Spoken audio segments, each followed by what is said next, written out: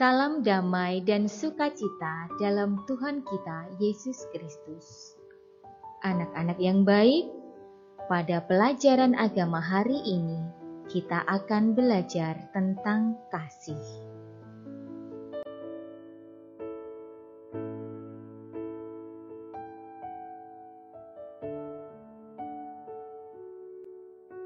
Capaian pembelajaran kita pada proyek keempat ini adalah arti kasih, contoh sikap orang yang memiliki kasih menurut surat Paulus kepada jemaat di Korintus, alasan bahwa penggunaan energi alternatif adalah perwujudan kasih, dan berdoa kasih.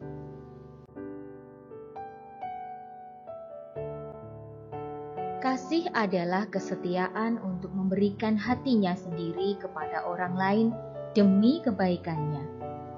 Karena hati yang diberikan, maka juga tidak ada batasnya. Kualitas perbuatan kasih ditentukan oleh seberapa besar seseorang memberikan hatinya.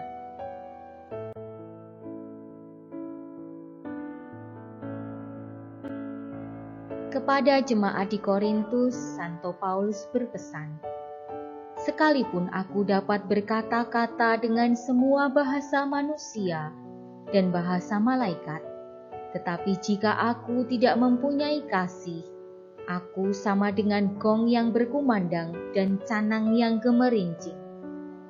Sekalipun aku mempunyai karunia untuk bernubuat, dan aku mengetahui segala rahasia, dan memiliki seluruh pengetahuan, dan sekalipun aku memiliki iman yang sempurna untuk memindahkan gunung, tetapi jika aku tidak mempunyai kasih, aku sama sekali tidak berguna."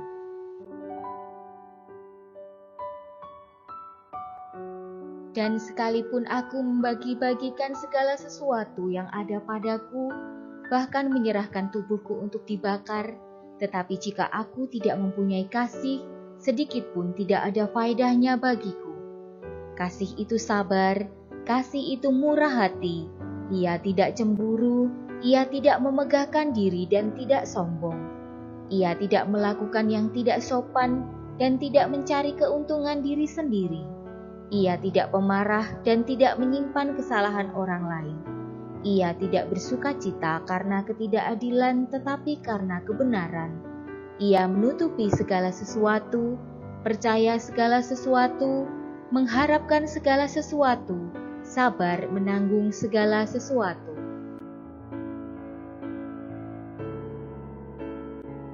Kasih tidak berkesudahan, nubuat akan berakhir, bahasa roh akan berhenti, pengetahuan akan lenyap. Sebab pengetahuan kita tidak lengkap dan nubuat kita tidak sempurna. Tetapi jika yang sempurna tiba, maka yang tidak sempurna itu akan lenyap.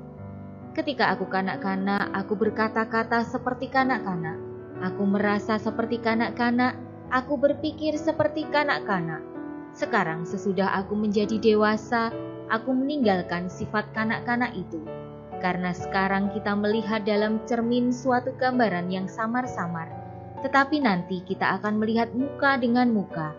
Sekarang aku hanya mengenal dengan tidak sempurna, tetapi nanti aku akan mengenal dengan sempurna, seperti aku sendiri dikenal.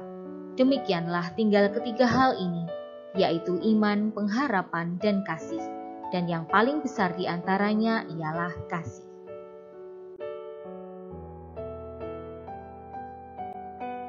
Anak-anakku yang terkasih, setelah mendengarkan nasihat Santo Paulus kepada jemaat di Korintus, marilah kita hening sejenak untuk merenungkan bagaimana kita di zaman sekarang ini dapat mewujudkan kasih.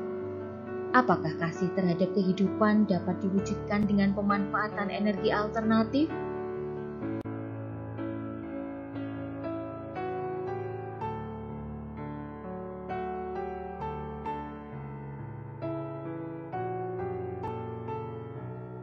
Ya, penggunaan energi alternatif merupakan salah satu perwujudan kasih. Manusia sangatlah bergantung pada energi fosil, berupa minyak bumi dan batu bara untuk memenuhi kebutuhan hidupnya. Namun, bahan bakar fosil berdampak buruk bagi kehidupan bumi karena melepaskan banyak gas rumah kaca yang merusak ozon. Untuk itulah manusia perlu mengembangkan energi alternatif.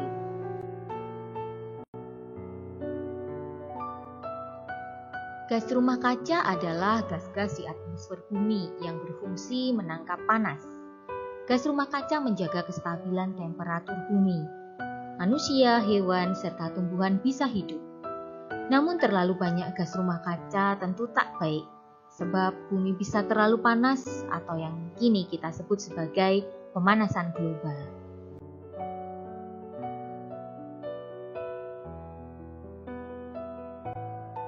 Energi alternatif sangatlah penting karena energi ini tidak akan habis dan akan selalu diperbaharui. Energi alternatif tidak seperti energi fosil yang terbatas dan suatu saat akan habis karena tidak bisa diperbaharui. Sumber energi alternatif seperti air, angin, matahari, panas bumi, dan biomasa dapat menyediakan sumber energi yang ramah lingkungan dan tidak akan habis. Hal ini membuat energi alternatif menjadi harapan bagi manusia untuk bertahan hidup. Tanpa adanya energi alternatif, energi fosil akan terus digunakan dan mengemisikan gas-gas beracun dalam jumlah besar. Gas-gas beracun ini kemudian akan merusak bumi dan mengganggu kehidupan semua makhluk.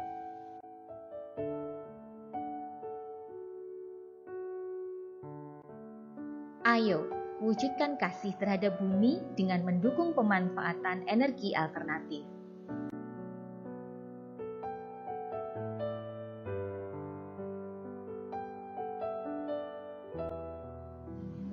Terima kasih untuk kebersamaan kita hari ini. Selamat belajar, selamat berbagi kasih. Tuhan memberkati.